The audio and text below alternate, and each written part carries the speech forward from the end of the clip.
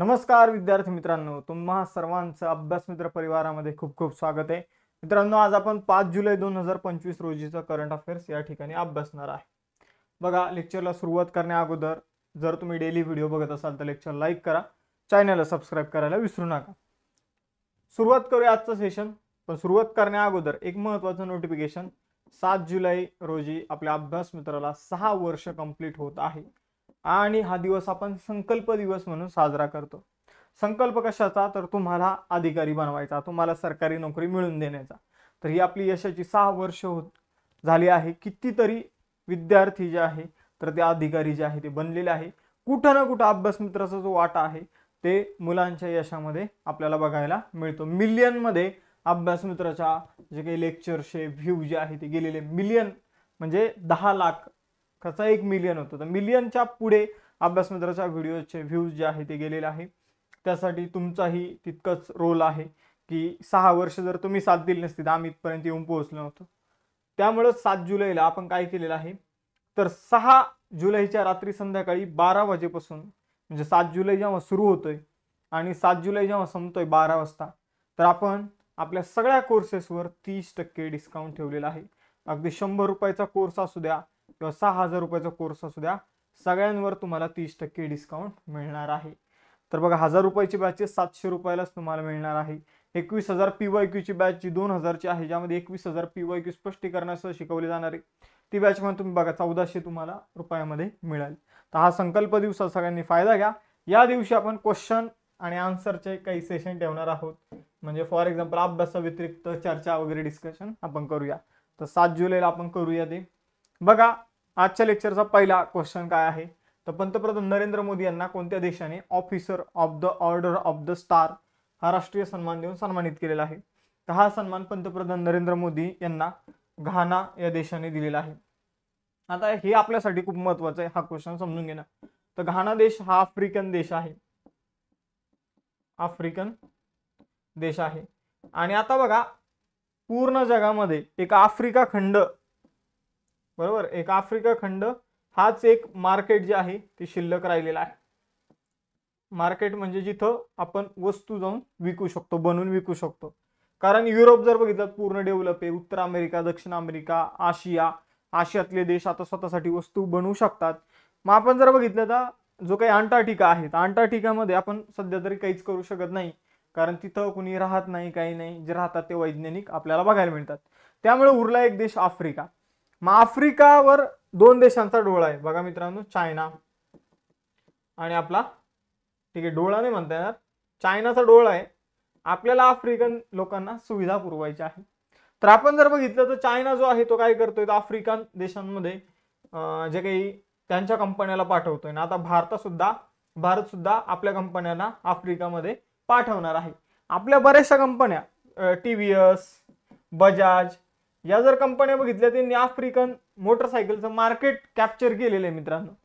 तर आता इथं लक्ष द्या, भारत आणि चायना जे आहे ते आता कुठे जाऊन लढणार आहे, म्हणजे कॉम्पिटिशन कुठं करणार आहे, तर आफ्रिकन मार्केटसाठी भारत आणि चायना जे आहे ते कॉम्पिटिशन करणार आहे.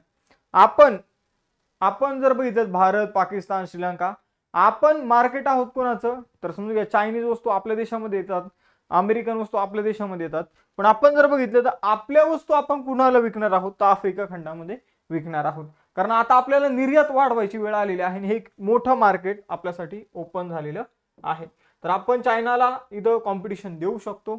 मग त्यामुळं चायनाला कॉम्पिटिशन द्यावं आणि तिथल्या लोकांसोबत मजबूत संबंध निर्माण करावे, यासाठी घाना या देशामध्ये पंतप्रधान नरेंद्र मोदींनी व्हिजिट दिलेली आहे. तर हे पूर्ण बॅकग्राऊंड मी तुम्हाला सांगितल्यानंतर तुम्हाला परीक्षेमध्ये प्रश्न आला की officer of the order of the star हा सन्मान जो आहे तो खालीलपैकी कोणत्या देशाने दिलेला आहे? आणि ऑप्शनमध्ये आफ्रिकन देश दिसला, घाना. ऑप्शनमध्ये तुम्हाला बरेचसे देश दिसल ज्यांनी पंतप्रधान नरेंद्र मोदीजींना पुरस्कार दिलेले आहे. मग त्यापैकी घाना हा आफ्रिकेतील देश आहे, हे तुम्हाला ऑप्शन निवडायचं आहे. मी ॲडिशनल इन्फॉर्मेशन, बऱ्याचशा मुलांना प्रॉब्लेम आहे की हे ॲडिशनल इन्फॉर्मेशन का सांगतात, कारण आता स्वरूप जे आहे एक्झामचं ते बदललेलं आहे. एक्झामचं स्वरूप जे आहे तर ते त्यामध्ये बदल झालेला आहे. मग मित्रांनो, त्यानुसार आपल्याला पण बदलावं लागणार आहे. त्यानुसार आपल्यामध्ये सुद्धा बदल करून घ्यावं लागणार आहे आपल्याला. ही बॅकग्राऊंड स्टोरी आपल्याला सगळीकडे समजून घ्यावी लागणार आहे. जिथं जिथं जीएस आपल्याला येतं तिथं जीएस सुद्धा समजून घ्यावं लागणार आहे. जर तुम्हाला स्ट्रेट फॉरवर्ड चालू घडामोडीचे लेक्चर पाहिजे असेल तर तसं सांगा. ॲडिशनल इन्फॉर्मेशन पाहिजे असेल तर तसं तुम्ही मेन्शन करू शकता. तर पंतप्रधान नरेंद्र मोदी यांच्या घाना येथील ऐतिहासिक भेटी दरम्यान देशाचा सर्वोच्च नागरी सन्मान जो आहे officer of the order of star या पुरस्काराने मोदीजींना सन्मानित करण्यात आलेला आहे. घानाला आपण भेट का दिली? कारण आपल्याला दोन्ही देशाचे द्विपक्षीय संबंध जे आहे तर ते मजबूत करायचे आहे. जागतिक नेतृत्वात त्यांनी नरेंद्र मोदीजींनी दिलेल्या योगदानाबद्दल घानाचे अध्यक्ष जॉन महामा यांनी त्यांना हा सन्मान दिलेला आहे. आता सगळे नरेंद्र मोदीजींना मिळालेले पुरस्कार सुद्धा बघून घेऊया. The companion of the order of Logohu हा पापुआ न्यू गिनीने नरेंद्र मोदीजींना दिलेला आहे. ऑर्डर ऑफ नाईल, नाईलवरून आपल्याला लगेच लक्षात येतं Egypt. Grand cross of the legion of the honour फ्रान्सने दिलेला आहे. Order of the Druk Gyalpo भूटानने दिलेला आहे. Order of the Saint Andrew the Apostle 2019 मध्ये नरेंद्र मोदीजींना घोषित करण्यात आला होता. 2019 मध्ये प्रदान करण्यात आलेला आहे. Grand commander of the order of नायजेरियनने मोदीजींना दिलेला आहे. डोमिनिकाचा पुरस्कार, डोमिनिका आपण जर बघितलं कॉमनवेल्थ पुरस्कार जो आहे तो डोमिनिकाने मोदीजींना दिलेला आहे. द ऑर्डर ऑफ एक्सलन्स हा गयानाने मोदीजींना पुरस्कार दिलेला आहे. द ऑर्डर ऑफ मुबारक अल कबीर कुवेतचा पुरस्कार आहे. मित्र विभूषण पुरस्कार श्रीलंकाने मोदीजींना दिलेला आहे. त्याचबरोबर grand commander of the order of the star and की ऑफ द हिंद महासागर हा मॉरिशसने पुरस्कार दिलेला आहे. तर हिंद महासागरशी जोडी तुम्ही इथं मॉरिशस सोबत लक्षात ठेवायची आहे. जागतिक क्रीडा पत्रकार दिन जो आहे तो कधी साजरा केला जातो? तर जागतिक क्रीडा पत्रकारिता दिन जो आहे तो 3 जुलैला सेलिब्रेट केला जातो. आपण जर बघितलं जे काही पत्रकार आहे 3 नाही 2 जुलैला सेलिब्रेट केला जातो. जे काही पत्रकार आहे तर त्यांनी क्रीडा क्षेत्रामध्ये जे काही पत्रकारिता केलेली आहे तर त्याच्या महत्त्वाबद्दल जागरूकता पसरवण्यासाठी 2 जुलै हा आपण जागतिक पत्रकारिता दिन म्हणून सेलिब्रेट करत असतो. यावर्षीची थीम आहे promoting fair play reporting with integrity and impact अशी याबाबतची थीम आहे. जुलै 2025 मध्ये राष्ट्रपती द्रौपदी मुर्मू यांच्या हस्ते महायोगी गुरु गोरखनाथ आयुष विद्यापीठाचं कुठे उद्घाटन करण्यात आलेलं आहे? तर बघा आयुष हा शब्द आपल्यासाठी खूप महत्वाचा आहे. त्याचा अर्थ पुढे मी तुम्हाला सांगतो. आयुष विद्यापीठाचं उद्घाटन अलीकडे उत्तर प्रदेशमध्ये गोरखपूरमध्ये करण्यात आलेलं आहे. आपण जर बघितलं तर गोरखपूर हे ठिकाण लक्षात ठेवा कारण ऑप्शन मध्ये 2 ठिकाणी उत्तर प्रदेश आहे. गोरखपूर इथं राष्ट्रपती द्रौपदी मुर्मू यांनी महायोगी गुरु गोरखनाथ आयुष विद्यापीठाची स्थापना केलेली आहे. तर आयुष विद्यापीठ काय आहे? तर आयुष हा शब्द जो आहे तर तो आयुर्वेद, योग, युनानी, सिद्धा आणि होमिओपॅथी या शब्दांनी मिळून या प्रत्येक शब्दाचं जे काही सुरुवातीचं अक्षर आहे तर त्यांनी मिळून आयुष्य शब्द बनतो. म्हणजे या गोष्टींची जी काही शिक्षण आहे ते या विद्यापीठात दिलं जाणार आहे. आयुर्वेदा, योग, युनानी, सिद्धा आणि होमिओपॅथी. मग आपण जर बघितलं हे विद्यापीठ बनवण्यासाठी 267.50 कोटी रुपयांचा खर्च आलेला आहे.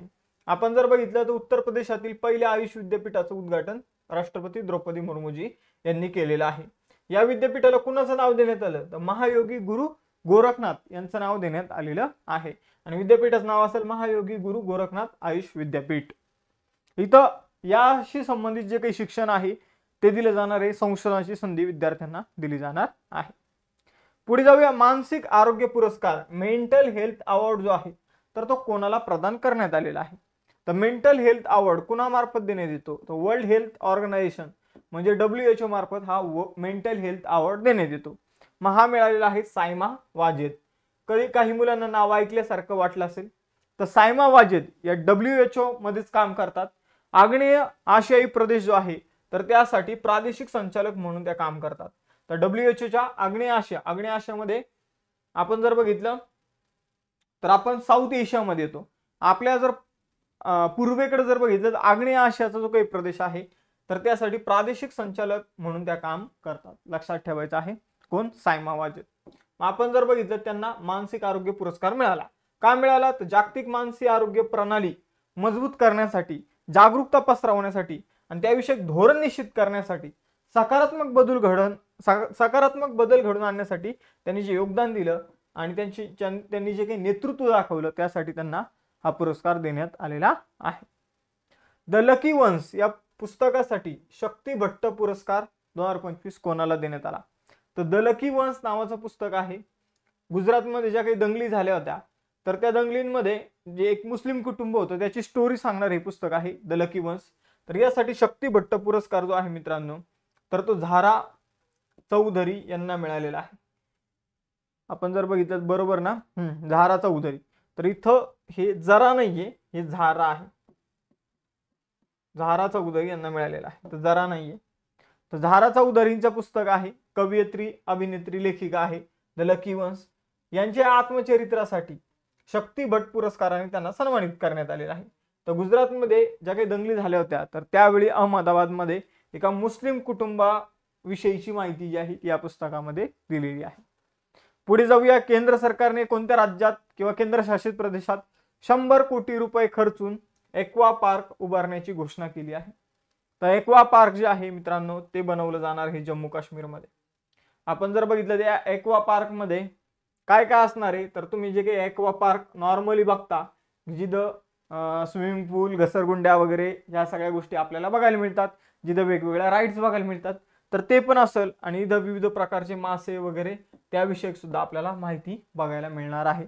तर भारत सरकारने प्रधानमंत्री मत्स्य संपदा योजनेच्या दुसऱ्या टप्प्याअंतर्गत जम्मू काश्मीरमध्ये 100 कोटी रुपये खर्चून एकात्मिक इंटिग्रेटेड एक्वा पार्क उभारण्याची घोषणा केलेली आहे.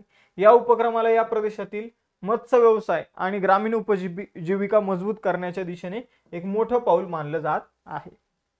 बघा मित्रांनो, संकल्प दिवसाविषयी मी तुम्हाला सांगितलेलं आहे. पुढे जाऊया. या सगळ्या बॅचेसवर डिस्काउंट असणार आहे. राज्यसेवेच्या फाउंडेशन बॅच सोबत तुम्हाला 5 इतर बॅचेस मिळत आहे. त्यामध्ये 21,000 PYQ, NCERT batch, state board batch, notes pack, test series. Foundation batch जी कंबाईनची आहे त्यामध्ये तुम्हाला 4 कोर्स मिळत आहे. NCERTची गरज नाही कंबाईनच्या विद्यार्थ्यांना. बाकी सगळे जे काही कोर्सेस आहे जे राज्यसेवेच्या डिस्क्रिप्टिव्ह पॅटर्नच्या बॅचमध्ये मिळत आहे तेच कंबाईनच्या विद्यार्थ्यांना मिळणार आहे. 21,000 PYQ, state board, notes pack, test series. Harshali मॅडमने भूगोल ऑप्शनलची बॅच सुरू केलेली आहे. आपण कंबाईन साठी विजेता बॅच 1 आणि राज्यसेवेसाठी विजयश्री बॅच 2 आपण सुरू केलेली आहे. त्याचबरोबर यशस्वी नावाची टेस्ट सिरीज आपण राज्यसेवेसाठी सुरू केलेली आहे.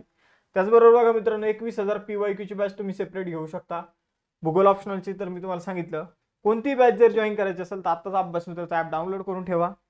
बॅचवर क्लिक करा, तुम्हाला बॅचची वैशिष्ट्ये दिसतील. थोडं खाली स्क्रोल करा, अशा प्रकारचा ऑप्शन दिसेल, have a coupon code apply here. जसं तुम्हाला हे ऑप्शनवर क्लिक कराल तर तिथं तुम्ही CJ लाईव्ह नावाचा कुपन कोड टाका, तुम्हाला डिस्काउंट अप्लाय करा, डिस्काउंट मिळून जाईल. तर पुढे जाऊया. आता बघा 7वा क्वेश्चन बघूया. कोणत्या भारतीय कंपनीने फिक्स्ड वायरलेस ऍक्सेस सेवांमध्ये जागतिक स्तरावर पहिलं स्थान मिळवलं आहे?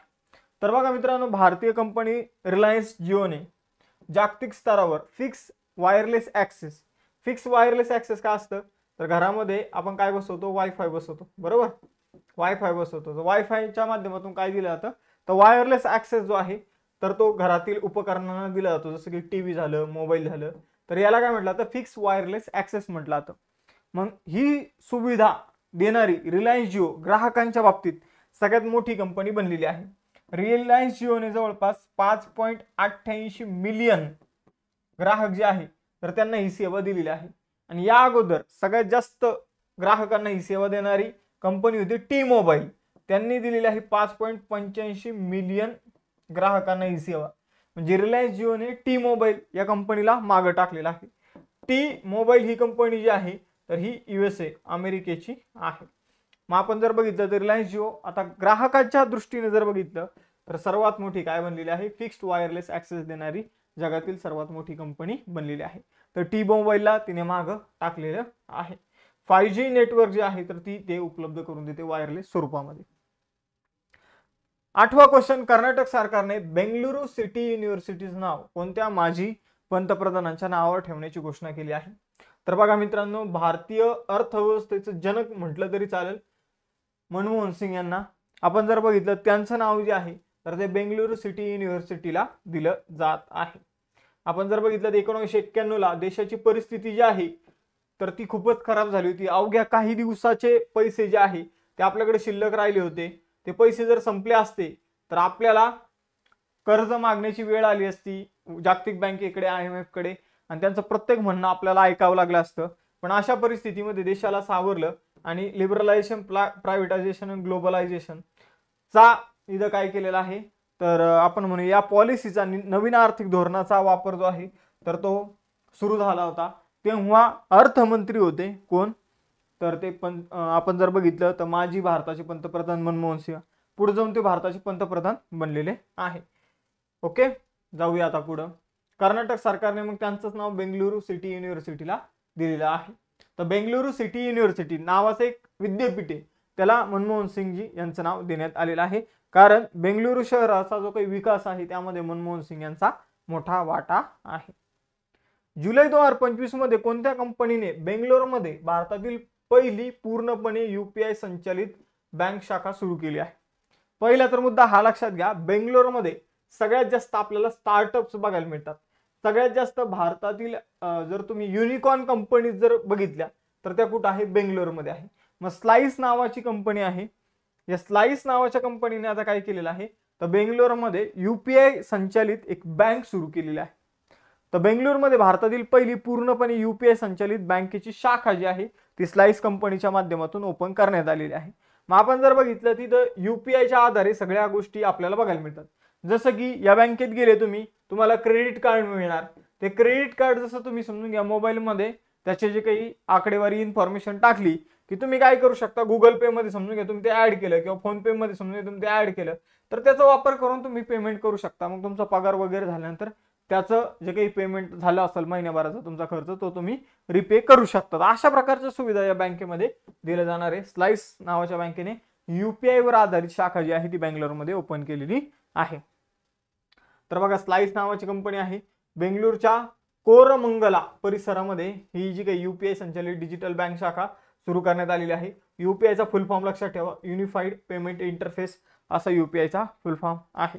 UPI वर आधारित बँकिंग सुविधा या बँकेमध्ये दिल्या जाणार आहे. इथं ग्राहकांना अधिक डिजिटल बँकिंगचा अनुभव मिळणार आहे. पुढे जाऊया 10वा प्रश्न, कोणत्या राज्याने कल्याणकारी जी काही पोहोच वाढवण्यासाठी जनसुरक्षा संतोषी अभियान सुरू केले आहे? कोणत्या राज्याने कल्याणकारी योजनांची पोहोच वाढवण्यासाठी जनसुरक्षा संतोषी अभियान सुरू केलेलं आहे? तर ते सुरू केले मित्रांनो गुजरातने. बघा 30 जून 2025 रोजी गुजरातचे मुख्यमंत्री भूपेंद्र पटेल यांनी गांधीनगर या ठिकाणावरून जनसुरक्षा संतोषी अभियान सुरू केलं, ज्याचा उद्देश केंद्र सरकारच्या प्रमुख सामाजिक सुरक्षा योजनांचे फायदे वंचित आणि पात्र नागरिकांपर्यंत पोहोचून त्यांना कल्याणकारी सुविधा उपलब्ध करून देणं आणि जी काही श्रीमंत आणि गरिबांमध्ये जी काही दरी निर्माण झालेली आहे तर ती कमी करणं हा या पाठीमागे उद्देश आहे. पुढे जाऊया, गुजरात विषय जाणून घेऊया. गांधीनगर राजधानी आहे, भूपेंद्र पटेल मुख्यमंत्री आहे. 1 मे 1960 ला गुजरातची स्थापना झाली. याच दिवशी आपल्या महाराष्ट्राची सुद्धा स्थापना झालेली आहे. आचार्य देवव्रत राज्यपाल आहे. मुख्य न्यायाधीश आहे सुनीता अग्रवाल त्या गुजरात उच्च न्यायालयाच्या. त्यानंतर जर बघितलं तर राजस्थान हे शेजारी राज्य आहे, महाराष्ट्र पण शेजारी आहे, मध्य प्रदेश पण शेजारी आहे. महाराष्ट्रामधून एक नदी गुजरातमध्ये जाते जिच्यावर उकाई नावाचं धरण आहे. त्या नदीचं तुम्ही मला नाव सांगायचं आहे. हे धरण कुठे आहे? गुजरातमध्ये. आपल्याला यावर प्रश्न आलेला आहे. लोकसभेच्या 26 जागा तर राज्यसभेच्या 11 जागा तर विधानसभेच्या 182 जागा गुजरातमध्ये आहे. 182 जागा विधानसभेच्या आहे, म्हणूनच स्टॅच्यू ऑफ युनिटीची हाईट सुद्धा किती आहे तर 182 मीटर आहे. पुढे जाऊया, जुलै 2025 मध्ये कोणत्या देशाच्या जनरल सर जॉन कोटेलावाला संरक्षण विद्यापीठाने भारतीय उच्चायुक्ताच्या सहकार्याने हिंदी भाषेचा अभ्यासक्रम सुरू केलेला आहे? बघा फक्त मला एक डाऊट आहे, ही जी हाईट आहे 182 मीटर आहे की फूट आहे, फक्त मला एकदा कन्फर्म करून कमेंट बॉक्स मध्ये सांगायचं आहे. तर हाईट किती 182 मीटर आहे की फूट आहे, फक्त एवढं कन्फर्म करून सांगा. जगातील सगळ्यात उंच पुतळा आहे हा स्टॅच्यू ऑफ युनिटी. तर माझं जर चुकलं असेल फूट मध्ये असेल तर तसं तुम्ही मला कमेंट बॉक्स मध्ये सांगायचं. तर 11वा प्रश्न समजून घेऊया. कोणत्या देशाचं आता विद्यापीठच नाव आहे बघा, जनरल सर कोटेवाला संरक्षण विद्यापीठ, KDU त्याला म्हटलं जातं. तर या KDU ने भारतीय उच्चायुक्तालयाच्या सहकार्याने हिंदी भाषेचा अभ्यासक्रम सुरू केला आहे. तर श्रीलंकेमधले हे KDU नावाचं विद्यापीठ आहे. यामध्ये आता हिंदी भाषेचा अभ्यासक्रम सुद्धा शिकवला जाणार आहे. आणि यासाठी आपण जर बघितलं भारतीय उच्चायुक्त जे आहे तर त्याच्या सांस्कृतिक शाखेचं नाव आहे स्वामी विवेकानंद सांस्कृतिक केंद्र. तर याच्या सहकार्याने हिंदी भाषेचा अभ्यासक्रम त्यांच्या विद्यापीठामध्ये सुरू केलेला आहे. यामुळे भारत आणि श्रीलंकामधील संबंध दृढ होणार आहे. भाषा, संस्कृती आणि आपण जर बघितलं भाषा आणि संस्कृतीची देवाणघेवाण या उपक्रमामुळे होणार आहे. आता मोस्ट इम्पॉर्टंट क्वेश्चन आजच्या सेशनचा आणि खूपच चांगला म्हणजे खूपच चांगला हा इथं आपल्याला उपक्रम बघायला मिळतो. भारतातील पहिली QR वर आधारित डिजिटल घरपत्ता प्रणाली कोणत्या शहरात सुरू करण्यात आलेली आहे. म्हणजे तुमचं घर ज्या ठिकाणी आहे त्या ठिकाणचा एक QR कोड तुम्हाला दिला जाणार आणि त्या QR कोडला समजून घ्या तुम्ही पाहुण्याला पाठवला आणि त्यांनी त्यांच्या मोबाईलमध्ये स्कॅन केला, लगेच तुमच्या घराचा जो काही मॅप आहे तर तो तिथं तुमचे पाहुणे वगैरे सेट करू शकता. अशी जी प्रणाली आहे, आता मी तुमच्या म्हणतोय पण आपल्याकडे नाही आलेली ही प्रणाली, ही इंदोर महानगरपालिकेने सुरू केलेली आहे. जरी समजून घ्या की आपण आपला QR कोड पाठवला कुणालाही तर ते आपल्या घरापर्यंत इझिली येऊ शकतात. नाही तर मग आपल्याला पत्ता सांगत बसावं लागतं आणि भारतामध्ये घरापर्यंत पोहोचण्याचा पत्ता जो आहे तर तो शोधणं किचकट काम आहे. आपण जर बघितलं तर इंदोर महानगरपालिकेने हा प्रोजेक्ट सुरू केलेला आहे. तर GPS आणि QR कोडचा वापर करून डिजिटल पद्धतीद्वारे पत्त्यावर आता समजून घ्या लोक जे आहे तर ते पोहोचू शकतात. ऐतिहासिक स्मार्ट प्रकल्प जो आहे तर तो इंदोरने सुरू केलेला आहे. स्वच्छ भारत मिशन अंतर्गत इंदोर महानगरपालिका स्वच्छतेच्या बाबतीत नेहमी पहिल्या क्रमांकावर राहिलेला आहे आणि नेहमी असे उपक्रम जे आहेत इंदोर महानगरपालिका सुरू करताना आपल्याला बघायला मिळते. तर ज्याचा उद्देश नागरिक सेवा सुधारणे, शहरी प्रशासनाचं आधुनिकीकरण करणे आणि भारताच्या गोंधळलेल्या पत्ता प्रणालीमध्ये माननीकरण आणणे हा या पाठीमागील मेन उद्देश आहे. आता आजच्या लेक्चरचे टेस्ट क्वेश्चन तुलनेने सोपे आहे दररोजच्या पेक्षा. QR कोडचा वापर करून पत्ता आपण इझिली शोधू शकतो. हा निर्णय कोणत्या महानगरपालिकेने घेतलेला आहे हे तुम्हाला सांगायचंय. मानसिक आरोग्य पुरस्कार कोणत्या संस्थेमार्फत दिला जातो हे तुम्हाला सांगायचंय. आणि आयुष विद्यापीठाचं नाव काय ठेवलेलं आहे. उत्तर प्रदेशमध्ये UP मध्ये जे गोरखपूरमध्ये आपण आयुष विद्यापीठ स्थापन केलेलं आहे तर त्याचं नाव काय ठेवलेलं आहे गोरखपूरमध्ये. हे 3 टेस्ट क्वेश्चन आहे. आय होप तुम्हाला आजचं लेक्चर आवडला असेल. लेक्चर लाईक करा, चॅनलला सबस्क्राईब करायला विसरू नका. टेलिग्राम चॅनल लेक्चरच्या नोटिफिकेशनसाठी जॉईन करून ठेवा आणि इंस्टाच्या पेजला फॉलो करून ठेवा अभ्यास विषयक रील्ससाठी. मग थांबूया मित्रांनो, इथं भेटूया नेक्स्ट सेशनमध्ये. चलो बाय बाय एव्हरीवन. जय हिंद.